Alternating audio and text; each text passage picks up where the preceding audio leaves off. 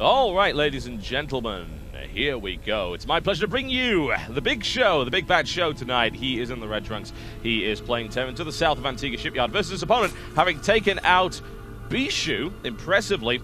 It is Eclypsia's KenZy. He is in the yellow trunks, playing Zerg to the north. That's right. So TVZ here, and this is very appropriate by Show. He loves this map, always has. You mentioned the fact that he's kind of the blind Terran player, will never scouts, because he's always got in his mind, this is what I'm going to do. No one is going to be able to stop it at all. I will be able to pull it off immaculately every time, and if we're honest, most times he does. Yeah, he really does. Most of the time he does pull it off. It's certainly a bit risky, but it does allow him to get something out ever so slightly faster. That's not something that people should overanalyze. That's right. Not why he does it. He feels that his builds are solid enough to deal with pretty much anything. He'd rather focus on those builds being absolutely immaculate and his macro being as good as it possibly could be. It can hurt one way or the other, though, and he needs to watch out because KenZy did go for that Nidus play. People do view Nidus play as unconventional, but really in that position it's actually not. The whole straight to layer 1 based Nidus, if you've had your hatchery delayed for that long, that's not an unusual thing. So let's see what he decides to do from this position. Are we going to see a straight up macro game here from KenZy or something a little bit special?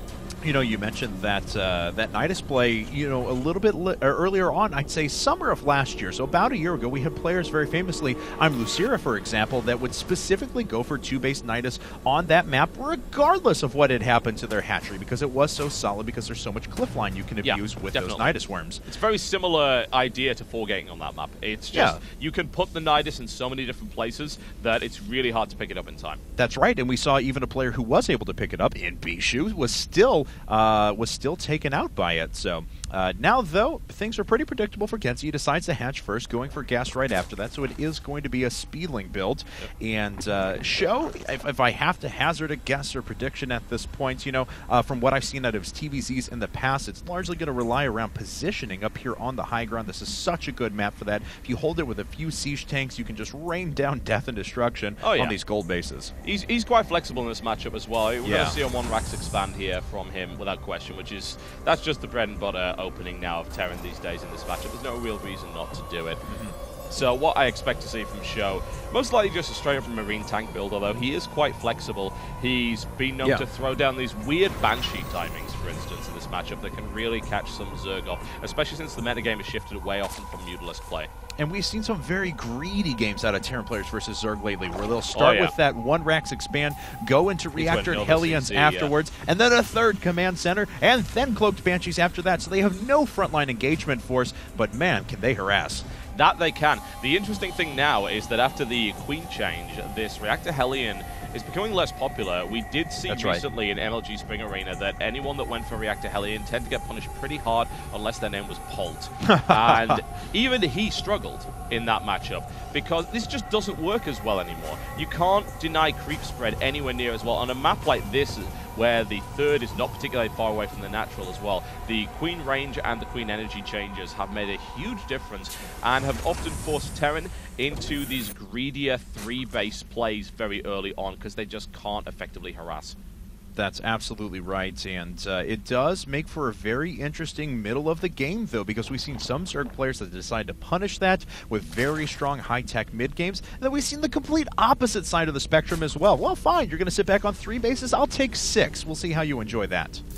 You know, having played against that on ladder, I didn't enjoy that, as it turns out. I'm not into that whatsoever. What I am into is the fact that we are seeing a second factory come down really early on from Show, only on 1 gas, which is indicative of one thing usually. At least it would be, but there is another reactor coming down that back, so it could actually be double Red Flame Hellions. Not inconceivable. The cute thing that I've seen lately is that Reactor Hellion always used to be about harassment of the creep tumors in the expansions, about containment. It was not about run-bys, but now it kind of is, because more often than not, the queens will be pulled further out of position away from the hatcheries because of that extra spreading and the extra range. So you can go for a big Hellion bust that is very run-by-centric. The thing is, KenZy's already ready for that. He has a hell of a lot of speedlings on the field almost immediately. That's right, but Show is starting to reinforce with a good number of Hellions. Oh, good job not to catch those, or not to get those caught by the speedlings. A lot of those are going down. The Zerglings are about ready to fall. He keeps every one of those Hellions available. Wonderful control there by Show. Fantastic. doesn't reveal that it's double reactor Hellion yet. I feel that that's 4 Hellions at that stage, that's normal. He didn't bring in the extras into that fight. However, there are Lings on that tower in the center, which could cause him problems here. The thing is, with that many Hellions, you could just run straight over and then get into the main. And look, the lack of defense. He has Lings, he's got 1 spine, it's pushed really far out. A straight run up that ramp, he's not even going to lose a single Hellion if he maneuvers correctly. And we've even seen players, I go back to this example a lot on our broadcasts, but Morrow back in the Team Arena Challenge, or not Team Arena Challenge 2, but rather the IPL 3 qualifiers way back last September, actually had a really ingenious build, which was designed around producing enough Hellions. You could even stomp through defensive roaches if you wanted to, and could just outright kill your opponent. SjoW is going to have to watch out for this, though. A good number of Lings are starting to make their way in, and SjoW has to pull a few of these SCVs off the line, not putting them on hold position. Really bad. He's essentially revealed Marauder Hellion at this stage, which it would be the natural transition out of this. Marauder Hellion is a nightmare to deal with, but having now seen the Marauder and the number of Hellions, there's no way that KenZy doesn't know what's up at this stage. He can harass this third. It was unfortunate that SjoW didn't get the wall off there at the natural. Yeah, that's right. And SjoW, kind of curious control here, could run all of his Hellions up the ramp, make sure they were all attacking at the same time, or at least get a little bit better position. But it looks like he's just going to test the waters, make his opponent produce a few additional forces, and then head out of there.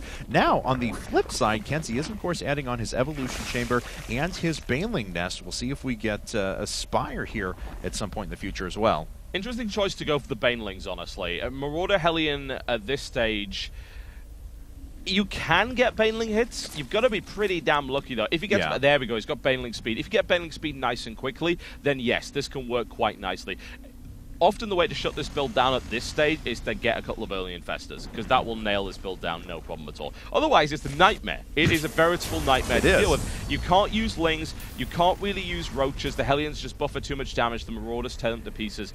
And you've got to use an interesting combination, or, of course, transition through to Spire, which shuts the build down entirely.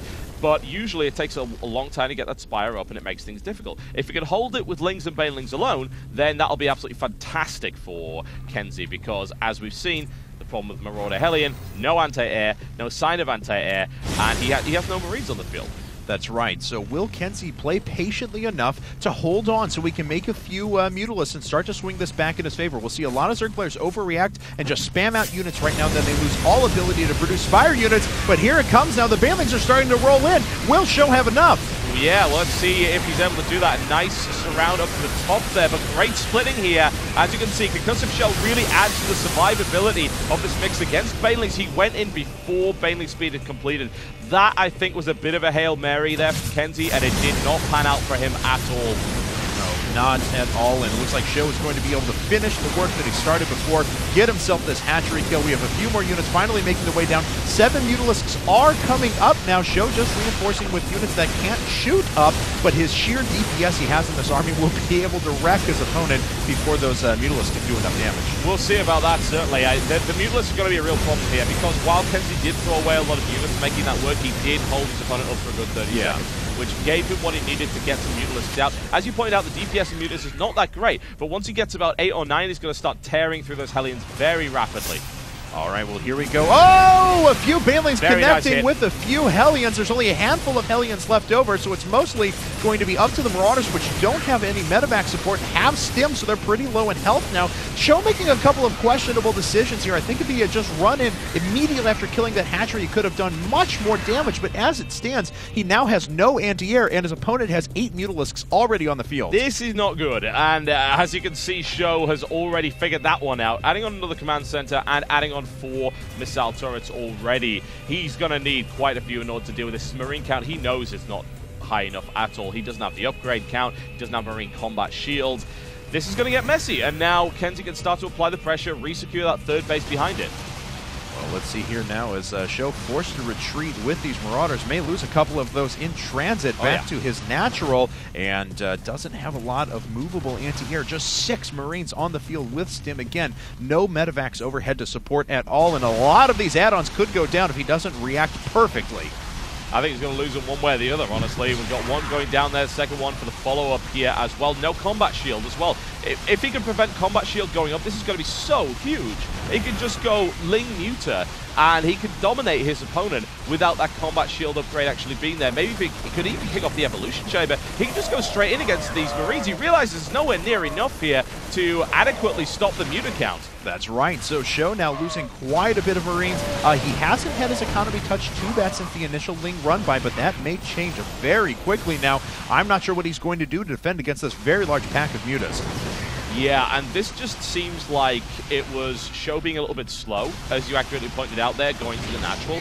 And that Ling run by earlier was more important than it seemed. Yeah. Because not only did he get the scouting information, which allowed him to start preparing for this, that was huge! Oh, no! Oh, God. Yeah, no base trade for you, mate. No, that's not happening. Oh, not at this man. stage. That was fantastic there from KenZy. Great Baneling hit.